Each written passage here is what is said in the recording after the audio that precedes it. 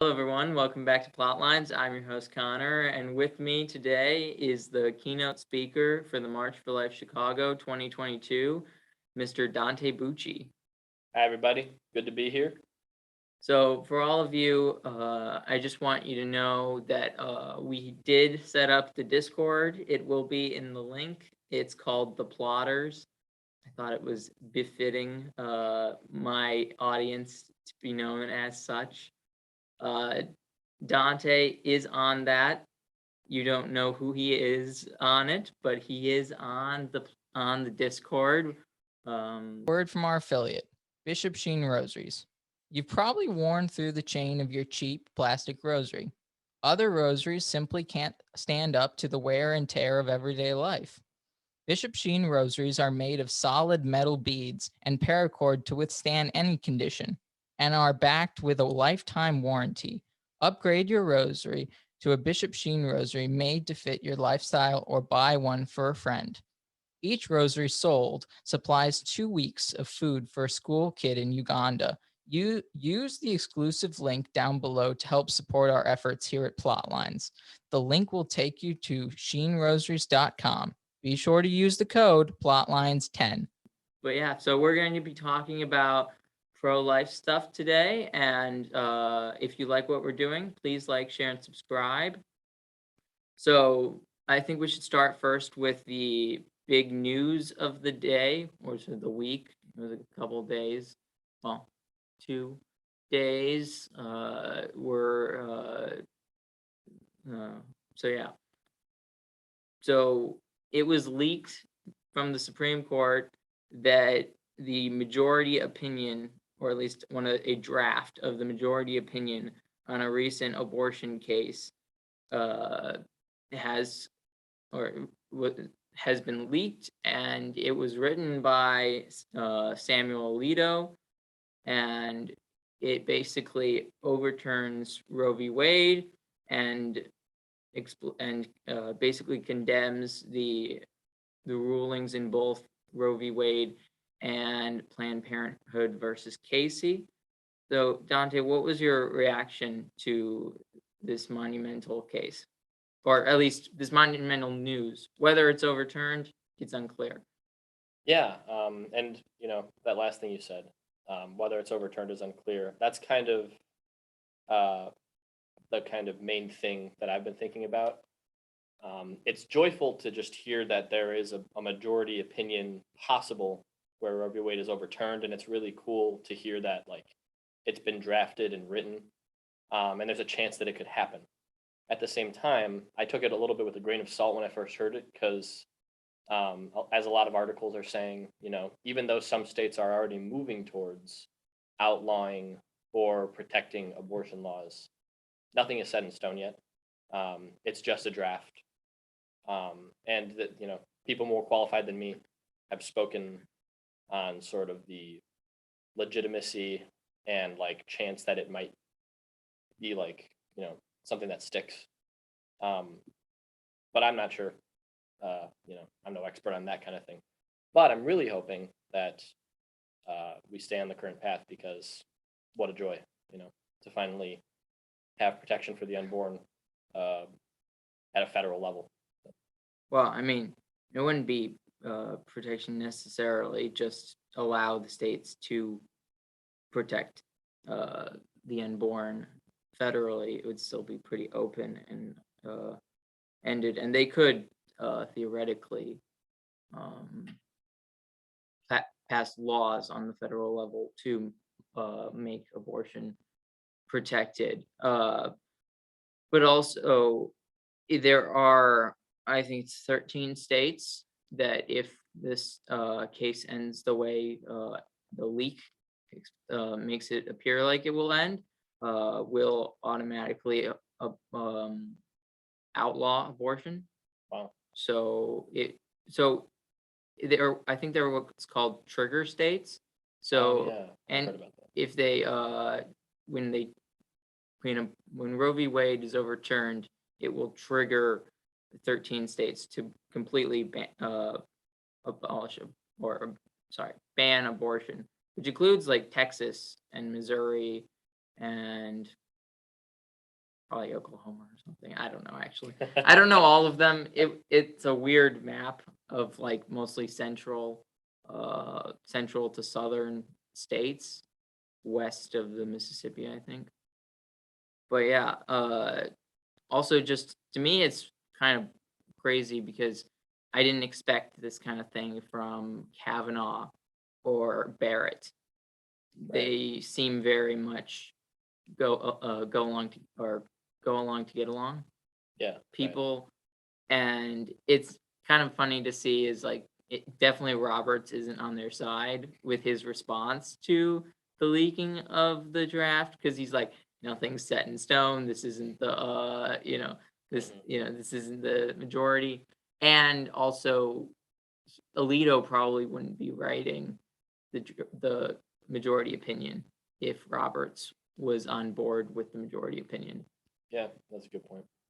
So I don't know if my viewers are sort of aware of this or you are, but when a case is decided, the majority opinion is given out by whoever's most senior on the winning side. So and the Chief Justice is always senior, no matter age or time on the court. Right. So if Roberts would be giving out if he's on the dissenting opinion, he would be giving out or he'd be telling somebody to write the dissenting opinion. Everyone can write an opinion. It's just the official opinion, actually. So if it's not Roberts, Clarence Thomas assigned somebody to do the opinion, which is Alito. So Got it. it makes sense that they would do that. But really, the surprising thing is they've been inching towards sort of more restrictions on abortion or allowing more restrictions on abortion. And even apparently Roberts may actually not be in the sort of the dissenting opinion because supposedly the rumor has it that he was going to rule in favor of the law that is being questioned that is restricting abortion in I can't remember which state, maybe it's Texas. So, but Roberts wouldn't want to go that far. But just the fact that all the other justices would be willing to go that far is kind of pretty impressive to me. Yeah. So you were the keynote or the rally speaker at the March for Life Chicago. Tell us a little bit about sort of how that happened. Yeah. I can just kind of talk about my pro-life journey. Yeah. So I was never really that involved in like high school or like before that. I kind of just was pro-life by name and I didn't do anything about it because I thought, oh, well, other people are going on the march. I don't feel like going on the march, whatever. I'll tell people I'm pro-life. I have no problem with, telling people that, but I wasn't doing anything about it in particular. So my freshman year of college, a friend of mine asked me to join his small group. And What's a small? yeah, I can talk about that.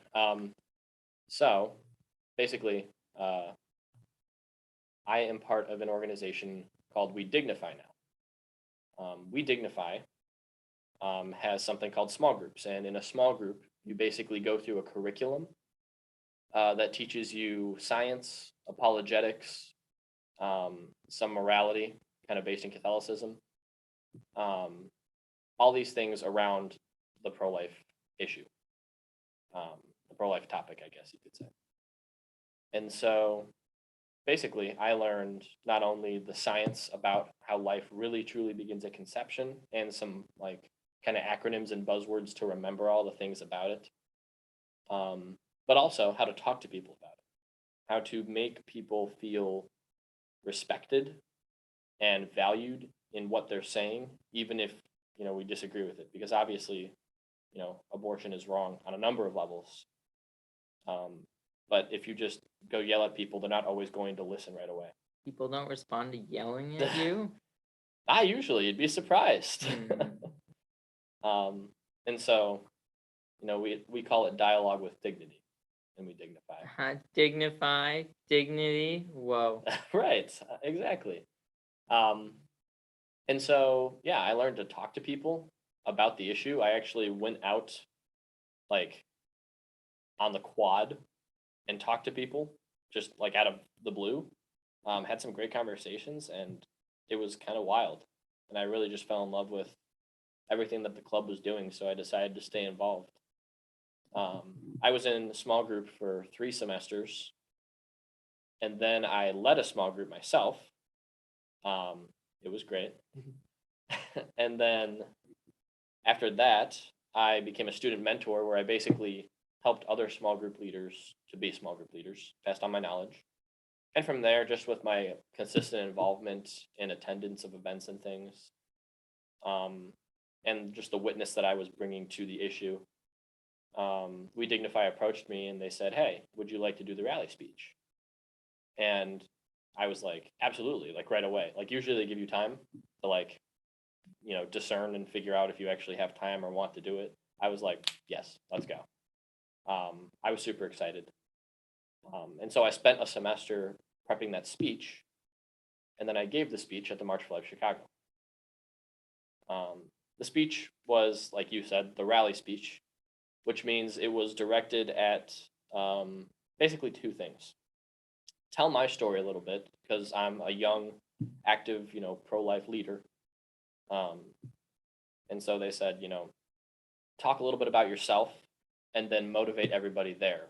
Not only the people who, like not only to march, but also just to be involved and to give what they can to the pro-life movement. And after a whole semester of working on it, I hope that the speech accomplished those ends. I feel like it did. I think it went over well. So, yeah. What is it like being part of sort of the creation of a march or the leadership of a march? Yeah. It's interesting because We Dignify essentially, runs the March for Life Chicago now, which is a pretty big march. Before COVID, it was growing every year. Um, I think we had projected numbers of like 19,000 people showing up in 2020 before COVID hit. Or sorry, in 2021 before COVID hit, because it's in January, the March. Okay, yeah. I might have my timelines mixed up. It's been 2019 or 2020 was COVID. Well, but it happened, I guess, that year. right, So yeah, I guess 2021 was the year it didn't happen. exactly, Or and it didn't happen, right? it sort of happened. Okay. They did what they called moving the movement tour, where basically they took a stage that they could literally take apart and like build up, and they took it to several locations around the Midwest. And they had like sort of rallies and events. And people just stayed in their cars and they could tune into a radio station and hear what was going on the stage. So, anyway, being part of the leadership of like a march, it was definitely cool. And it was just weird to think that, this club that I've been a part of during my college experience is like spearheading this huge march that is, stopping up all the streets of Chicago, interrupting people's, rides to work and stuff. It was just such a joyful experience as well. Obviously, just being part of the march, and getting to speak at it, but also just being able to help out with the inner workings of it. I got to like wear a little like badge thing. I got this free shirt, I got to just kind of run errands for the people that were leading everything. And there was still a lot behind the scenes that I didn't know about. Like I only recently learned that the march was initially subject to a hacking attack, where somebody was like making a bunch of fake registrations, and they dealt with that completely behind the scenes. So What do you mean fake registrations? What is that? What do you mean? people were somebody was basically blowing up like the servers and like having a bunch of like bots sign up to like make things go bad Mhm. or like make us think that there were more spots filled up than there were or stuff like that. Gotcha. And we figured out what was going on, and I shouldn't say we because it was really just Well, we dignify staff. you work for your organization too. Right. But yeah, so why should people why would you say someone should go to a march? Because I feel like there's a lot of people out there that are pro-life but haven't been to either the March for Life Chicago or the March for Life in DC or any march. Yeah, I can speak to that well because I didn't go on a march until I was in college. Um, yeah, so it's a great way to put your thoughts and beliefs into action. First of all, because we can talk all day with people about whether or not we can argue with people about abortion all day. It can go awesome, it can go nowhere. It's a whole other thing to just be out there and really standing for the cause um, in that physical way. Another thing is I had a friend who was on the fence about her like pro-life, pro-choice kind of beliefs.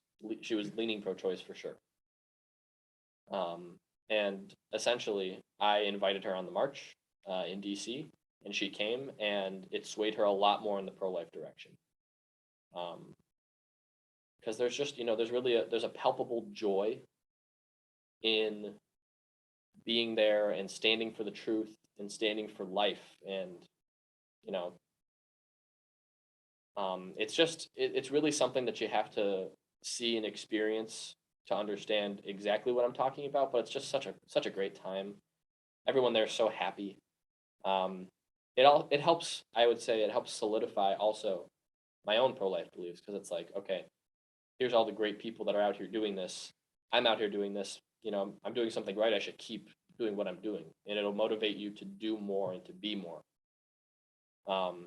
As a pro life man or woman. So Yeah. yeah. Your experience, or would that mean that you've also experienced sort of the Women's March? Have you ever seen that take place? I have. Uh, there was when I was in DC one time. I think like 2 years ago. Mm-hmm.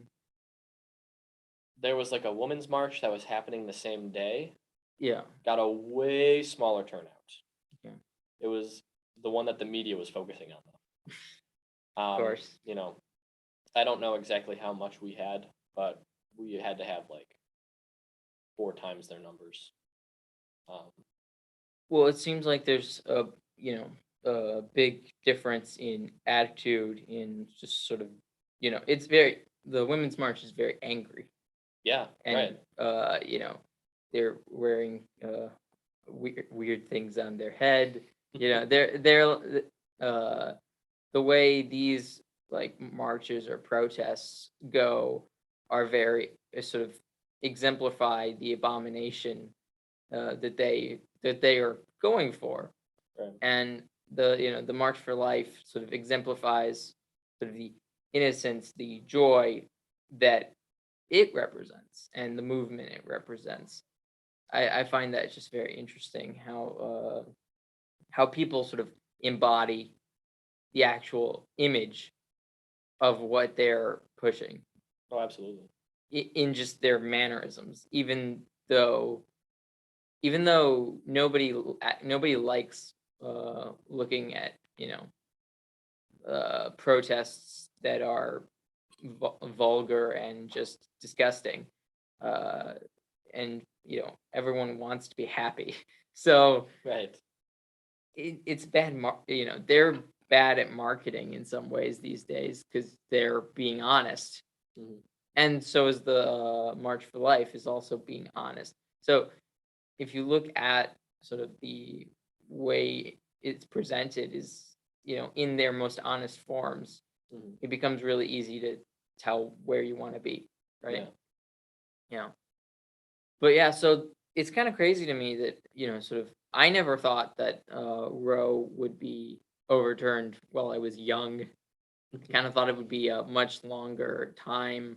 Yeah. As I said, I didn't really think Barrett or Kavanaugh would ever have the guts to to hold to some, to hold to a belief that Roe should be overturned, Sure. because Kavanaugh was always or was basically a Bush lawyer.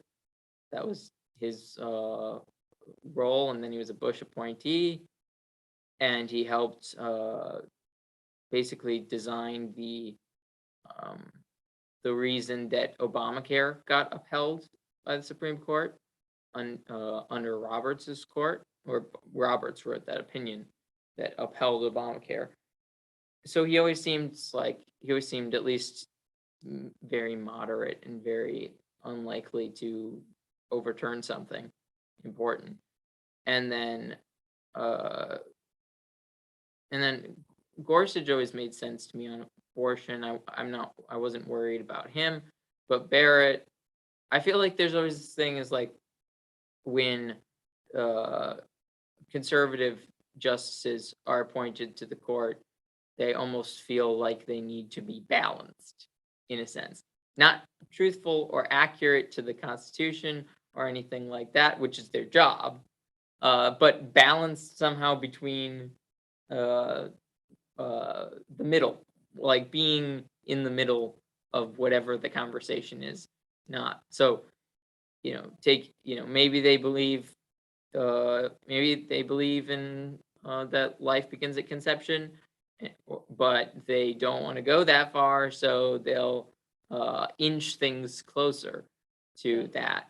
But and also, I mean, if you think about it, it's kind of wild that we have to deal with Roe anyways, because what would be really cool, in my opinion, is just if they were like, yeah, no, there's no protection of abortion under the Constitution, but there is a protection against abortion in the Constitution.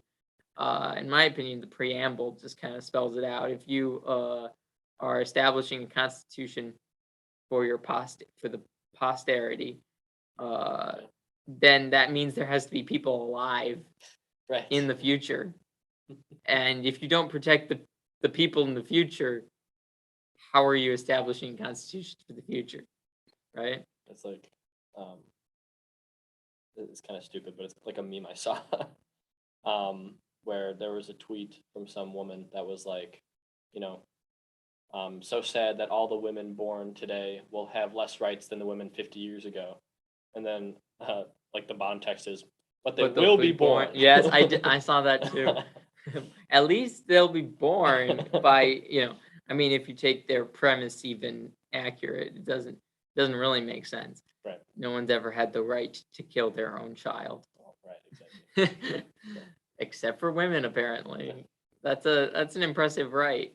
Yeah, it's kind of crazy too, like the most I can't really like name names off the top of my head, but some of the most prominent like pro-choice advocates and speakers, they're completely unflinching in like, yeah, we know it's life. We don't care. And yeah, and we would like be okay killing babies outside the womb too for a little while. Like, you know, those sort of like philosophers about it will go that far. And it's just like, I don't know, it's surprising. People, they try to kind of bury the fact that we all know it's life. It's just a fact, scientifically, philosophically, religiously. I mean, instinctually, like the people that don't have much stake in it or don't feel they have much stake in it want to bury that down deep. It's the people who actually have a stake in it that somehow don't care or don't feel bad about not burying it. Like Right. they're willing to, say whatever,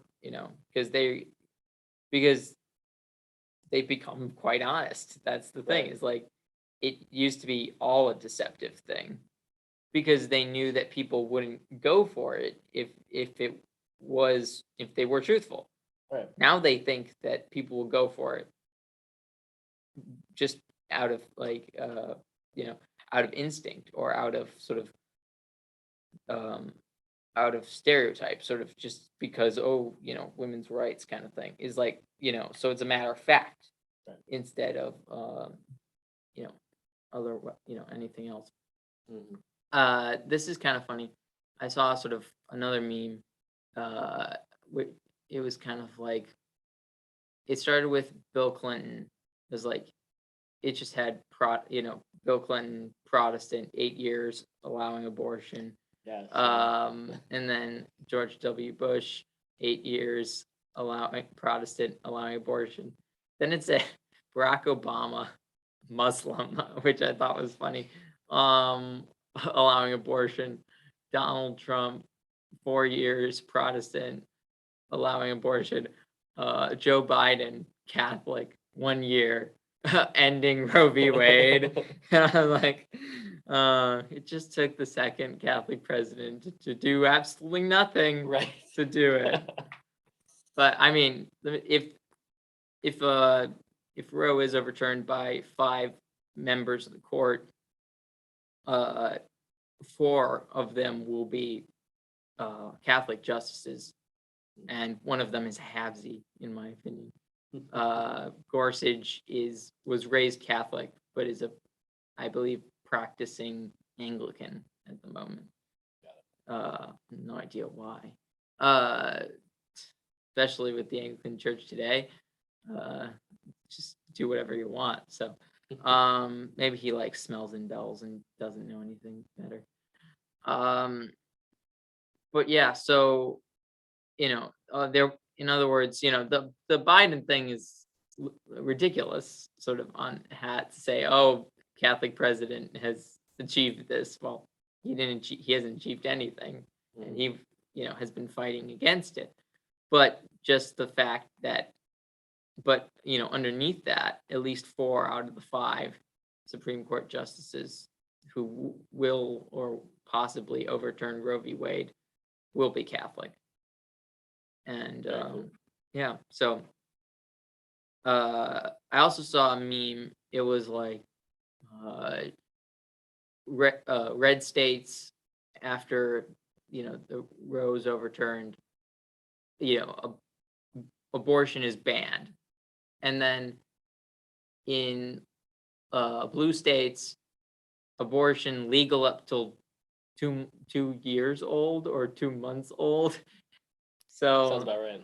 So the extremeness will just continue to grow. If anything, in certain blue states, things might get even worse for the abortion and for babies and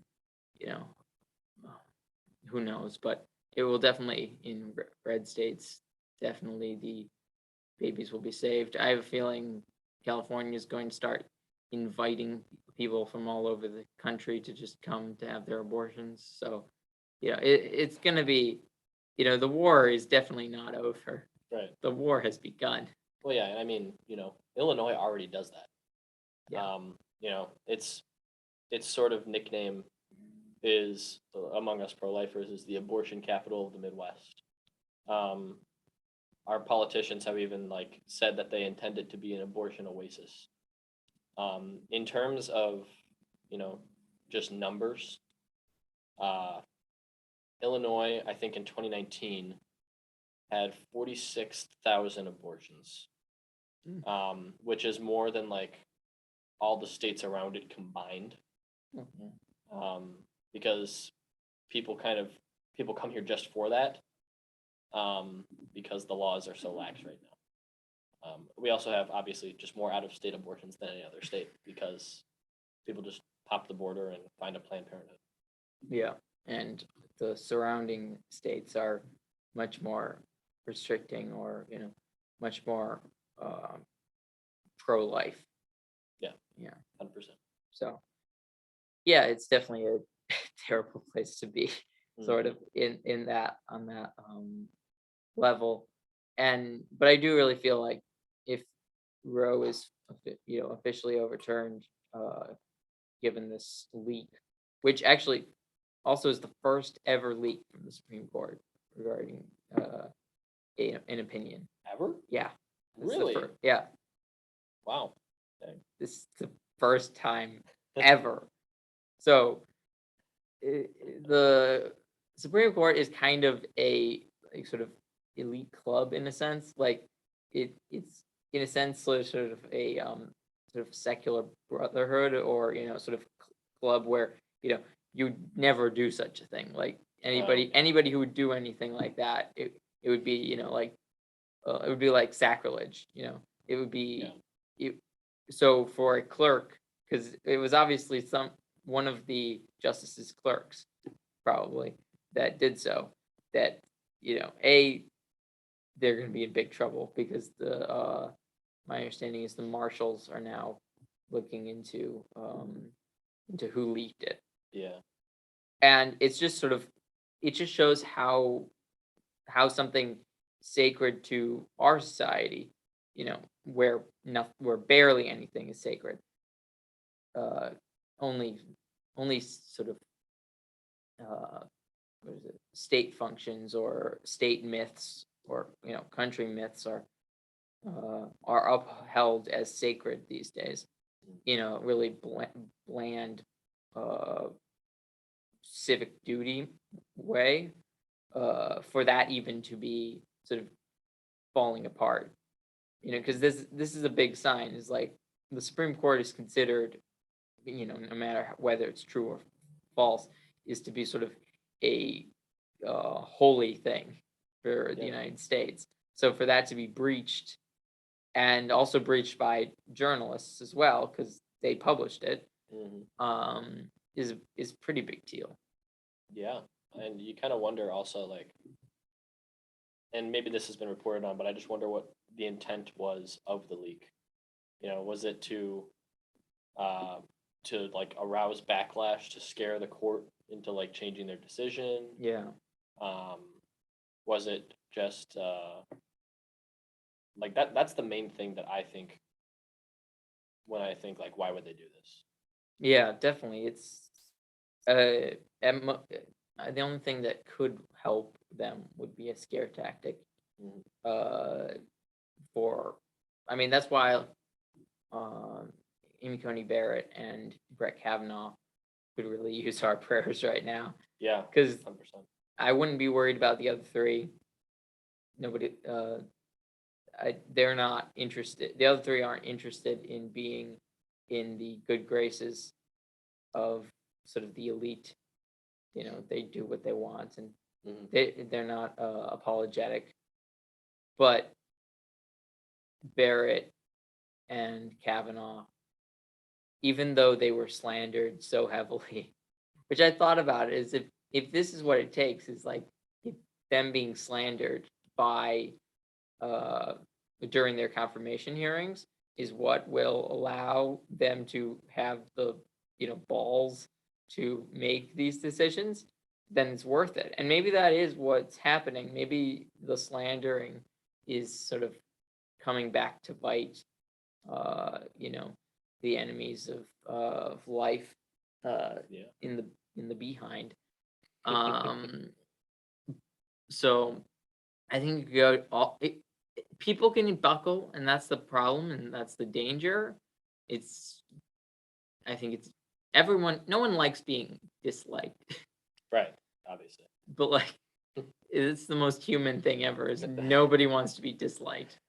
Not even grown adults who have jobs and kids and Right. are the best at their field and know what is right. Mhm. Like they still want to be liked. Oh yeah, and that that's definitely something I've had to grapple with a lot. Just being uh, not only a pro-life student but also like a leader of these sort of things. Um, I'll say that um, you know a big part of what allowed me to step into these leadership positions is I just became super sure of what I was talking about. Yeah. Pro-life is like the one thing that I feel qualified to actually talk to people about.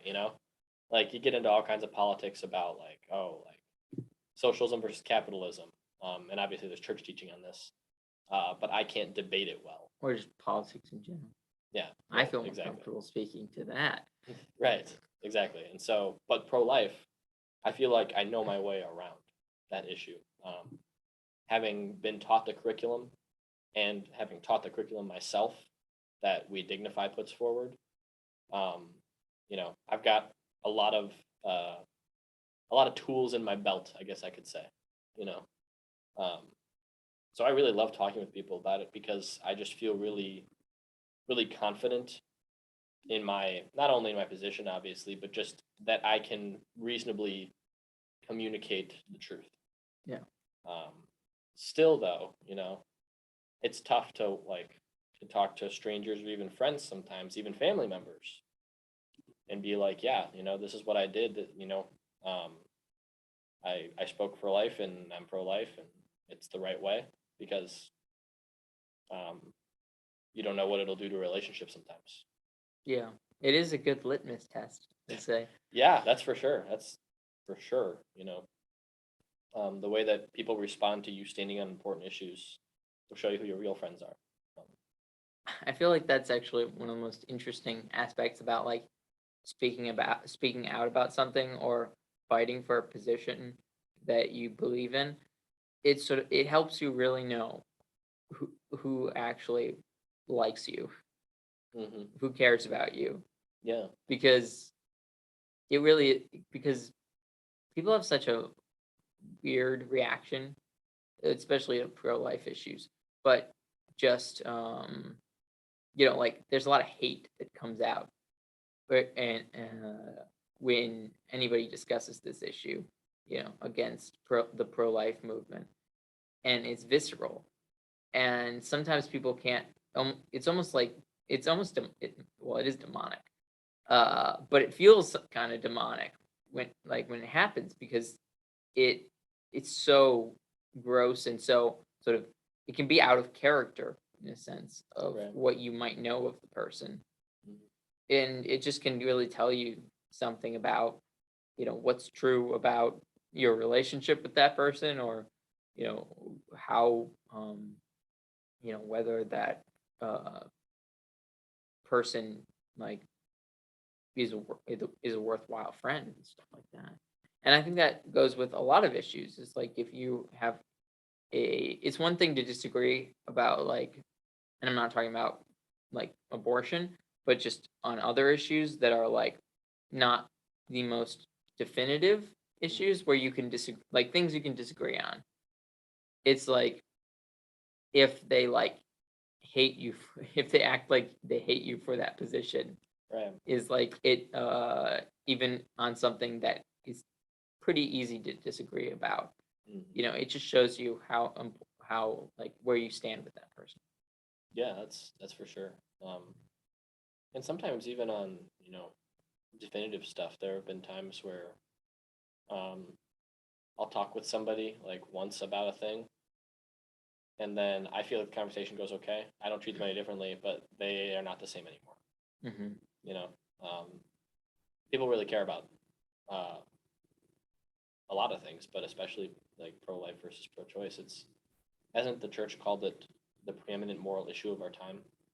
Uh, yes, I think the USCCB considers it the preeminent issue at the moment. Okay.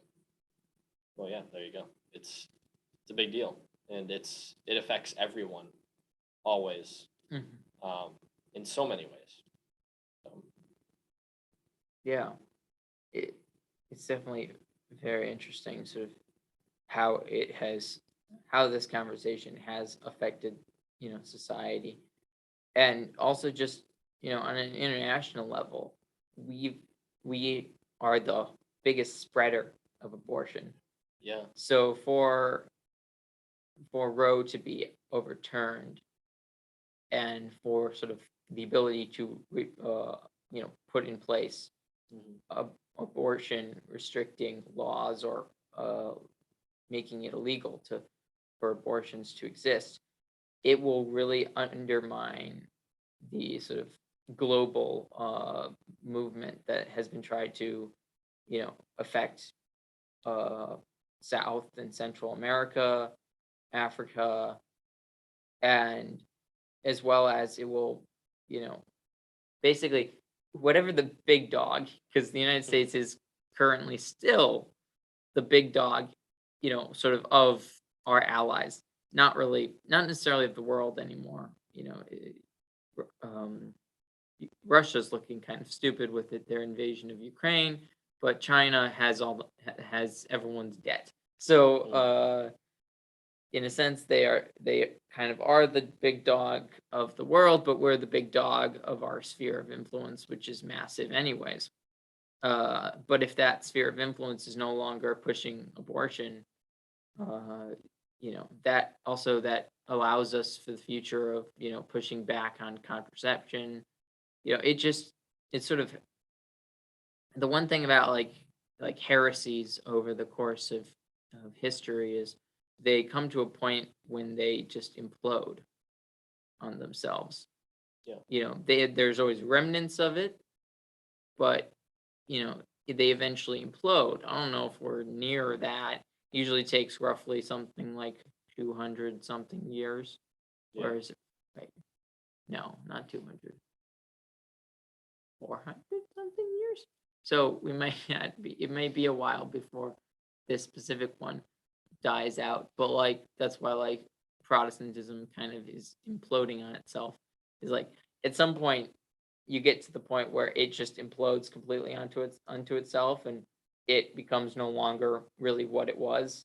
Right. So it slowly. I mean, just society in general has slowly lost its connection with the faith, Mhm.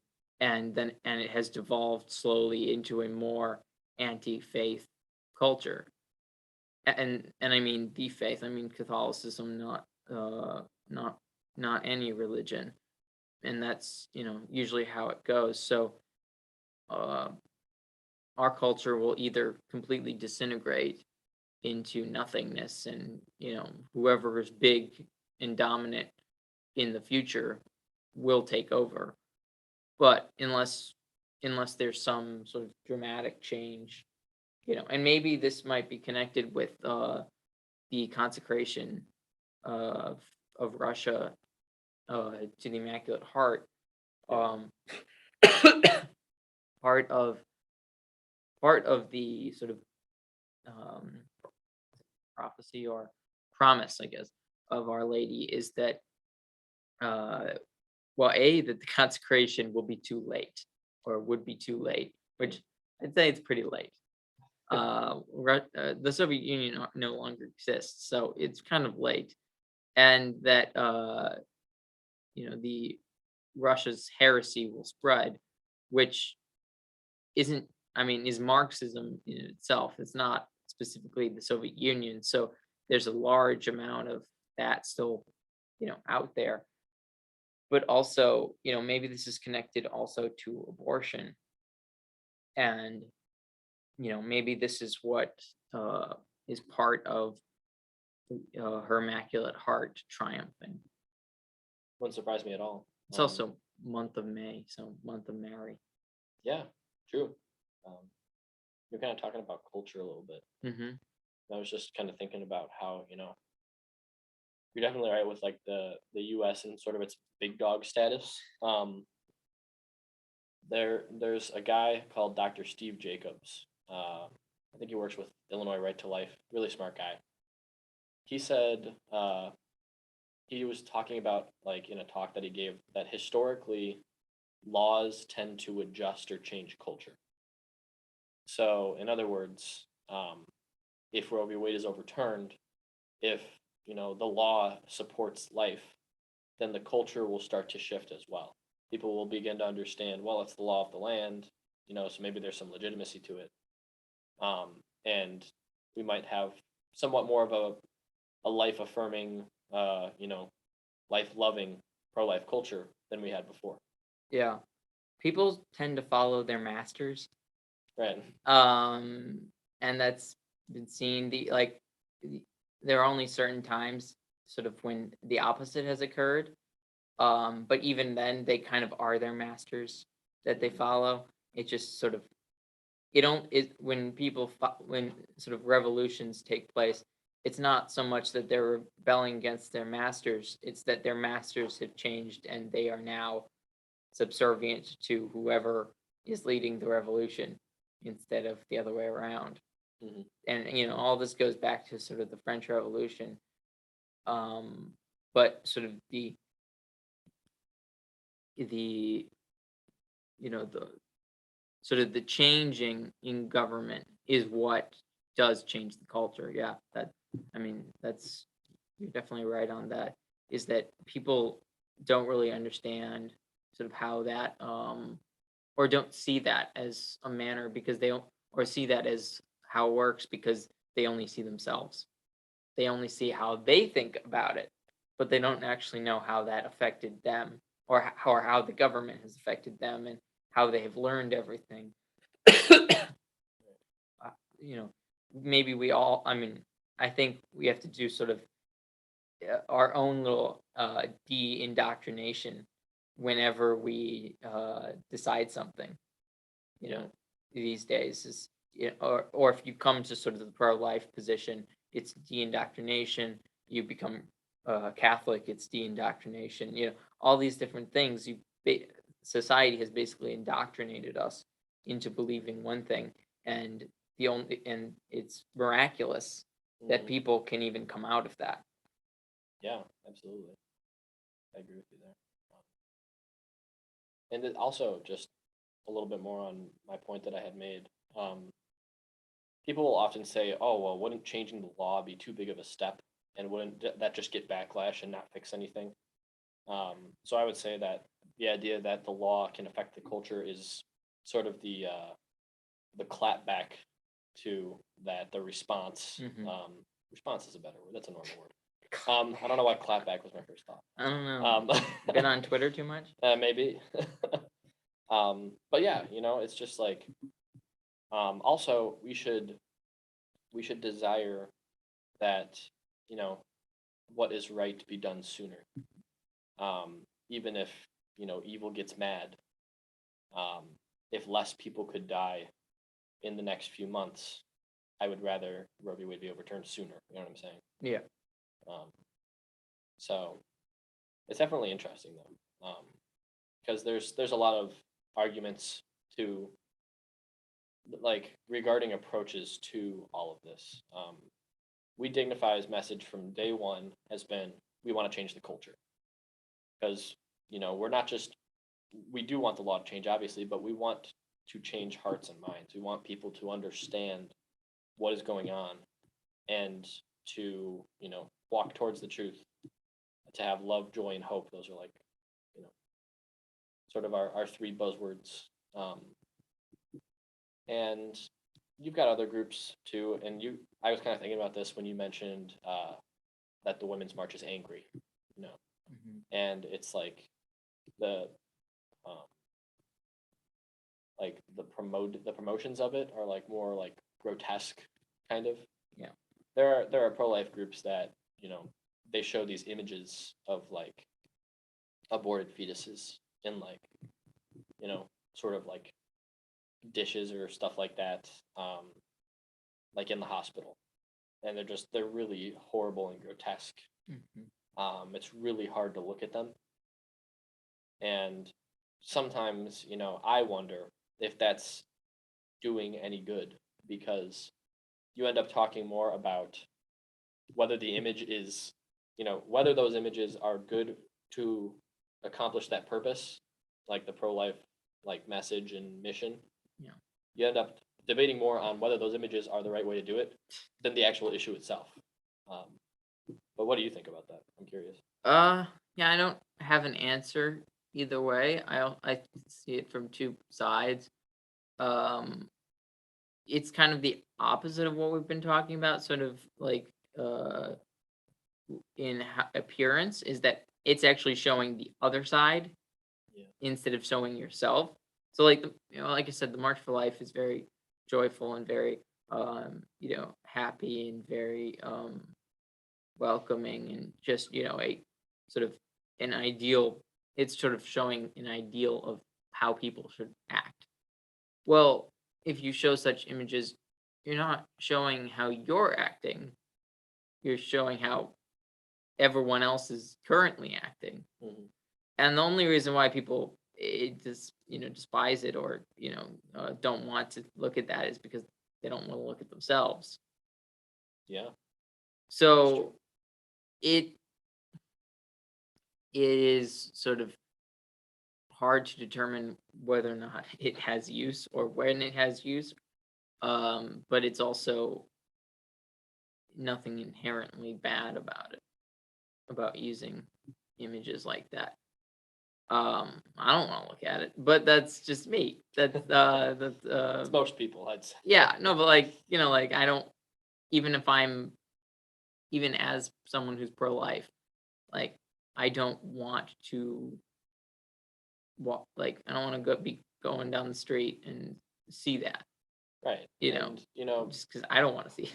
right. And I mean, if any of our viewers are, part of those groups or like hold up those signs or things like that, I'm not here condemning you. Sure. It's just, these are just the thoughts that I have about it. I do worry when I see those signs at the March for Life because there's families there. Yeah. I don't want kids to see that.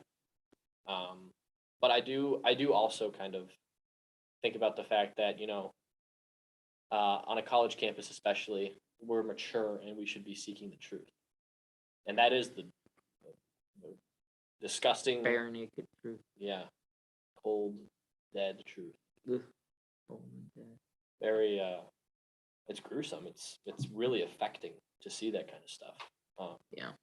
So, and I definitely, appreciate uh, that people are willing to stand, even with those very difficult signs. People are willing to stand for life and Yeah. keep the movement going. It's definitely, I mean, I think I agree with Dante that, there's no reason to condemn someone for carrying around those signs. You can have a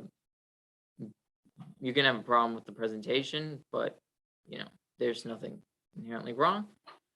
And but yeah, so how do you think the pro-life movement will change, sort of like message wise, maybe, if Roe is officially overturned? Yeah, that's a great question. I'm betting that Illinois will be fighting for its abortion rights. Well, I mean, they already have that. Um, yeah. So, but I mean, like, are like the messaging of "We Dignify." Do you think it will change much, or do you think it will be basically the same? Um, I think it'll be basically the same because there's still a fight to be fought. There's Mm, still a good fight Yeah, that'll be happening. no, of course. I mean, sort of in the sense of, so we were fighting against the protection of abortion.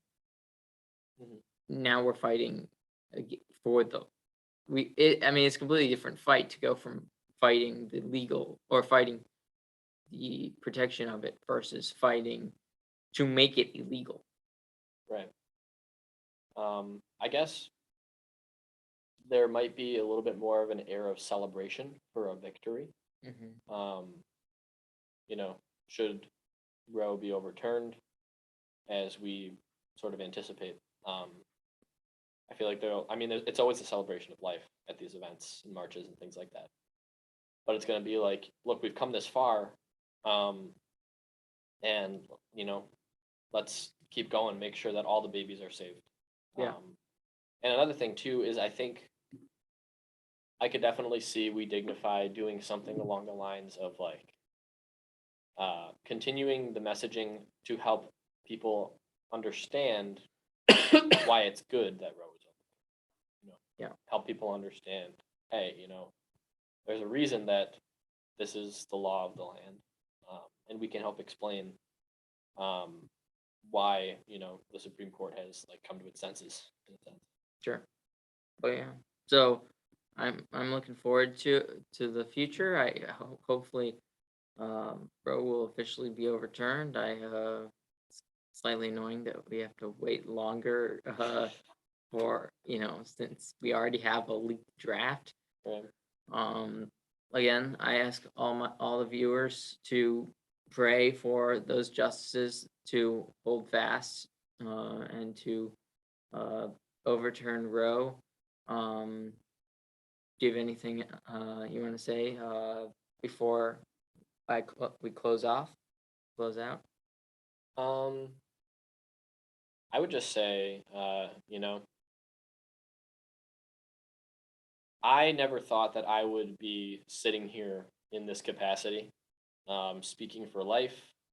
You know, having been someone who's like was like the rally speaker at the March for Life Chicago. I mean, that's crazy.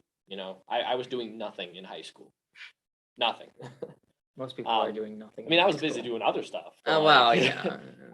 I would not go on a march. I wasn't engaging with people about this important issue, and I think that being part of the pro life movement, being We Dignify, helped me to step out of myself and be more willing to stand for a lot of things that I believe, and things that are right, especially the faith. Um, more comfortable with talking with people I disagree with about things, engaging with ideas that I'm unfamiliar with or disagree with, and responding to them in like a charitable way. Um, so I guess I hope that one thing that can be taken away for the viewers is you're definitely capable of more than you think. So just take a step, take a chance. Um, you know, we're standing for the truth. We have the truth on our side. There's a lot of resources as to apologetics and the science and things like that. I mean, the science is, The it's spoken for. science. The science. It's spoken for. We have it on our side. Life begins at conception. So from there, um, you know, there's a lot of arguments that can be had, but ultimately, we do have the truth on our side. We have God on our side. Um, and with those two things, uh, anything is possible. So keep fighting the good fight. Definitely. Well, thank you all for listening, and please like, share, and subscribe, and have a wonderful rest of your day. Bye.